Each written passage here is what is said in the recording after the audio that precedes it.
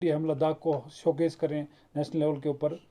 और जो न सिर्फ विंटर स्पोर्ट्स में, बाकी विंटर टूरिज्म को भी इससे बढ़ावा मिलता है, जिससे कि हम अपने टूरिज्म को भी हम आगे लेके जा सकते हैं। ये जो गेम इस साल हम ऑर्गेनाइज कर रहे हैं, इनमें जो लोगो है वो भी, उसमें भी लद्दाख के काफ़ी कंपोनेंट है, जैसे माउंटेन्स को दिखाया गया है, इसके अलावा हमारे आइस हॉकी को दिखाया गया है, उसके अलावा शांति स्तूपा है, और जो बुद्धिस्ट कुछ और भी इसमें जो लोकल लद्दाख को लेके जो भी चीज़ें वो सब दिखाई गई हैं। इसके साथ में जो मैस्कोट है वो काफ़ी इसमें इम्पोर्टेंट है, क्योंकि किसी भी गेम्स का मैस्कोट उसका मेन सोल होता है। तो मैस्कोट में स्नो लेपर्ड को इसमें मैस्कोट चूज़ किया गया। दोनों जम्मू कश्मीर में हमारे खेलने विंटर गेम्स होंगे, जिसमें पहला location NDS ice hockey ring है, दूसरा गोपुक्स रिंग, और तीसरा लद्दाख स्काउट रेजिमेंटल सेंटर का आइस हॉकी रिंग।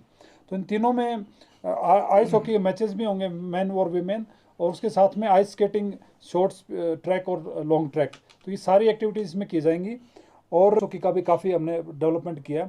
लेकिन फिर भी मैं ये कहूँगा कि यहाँ जो चैलेंजेस हैं हमारे सामने, चाहे वो क्लाइमेटिकल चैलेंजेस हों या डिस्टेंस के हों या सीज़न के हिसाब से काम ना हो, तो थोड़ा टाइम हमें ज़्यादा लग रहा है जो प्लेन्स में जो काम होता है उस हिसाब से। लेकिन हमारा फोकस यही है कि हम जो, जहाँ तक मुझे लगता है एज स्पोर्ट्स सेक्रेटरी, कि अगले 1 साल में हम जो पेंडिंग वर्क्स हैं उनको हम कंप्लीट कर पाएंगे। उसके बाद में हम नए काम अब स्टार्ट करेंगे, क्योंकि पेंडिंग वर्क्स जब तक कंप्लीट नहीं होगा तब तक प्लेयर्स को फ़ायदा नहीं होगा। हमारा फोकस यही है कि एक तो क्वालिटी मेंटेन, और दूसरा इंटरनेशनल स्टैंडर्ड का हम डेवलप कर पाएँ। तो उसके ऊपर काफ़ी काम चल रहा है, और एसोसिएशन है जितनी, उनसे भी हम फीडबैक लेते रहते हैं। लेकिन हमारी तरफ से पूरा मेहनत है कि हम इसी तरह जो सामने जो हमारा एनडीएस है, इसमें भी लैंडस्केपिंग का काम, पार्किंग का काम या क्रिकेट का भी है इसमें, तो वो सारा काम भी इस साल में शुरू हो जाएगा। अभी उसका टेंडर भी अलॉट हो चुका है, वो भी काम स्टार्ट हो जाएगा। इसी तरह जो स्पोर्ट्स हॉस्टल है वो हमारे इस साल कंप्लीट हो जाएंगे सारे, कारगिल में भी और लेह में भी, वो सारा कंप्लीट हो जाएगा। सिंथेटिक ट्रैक और ये सारी चीज़ें हमारी कंप्लीट हो चुकी है, इसमें भी बाकी फैसिलिटीज़ भी हमारी कंप्लीट हो जाएंगी।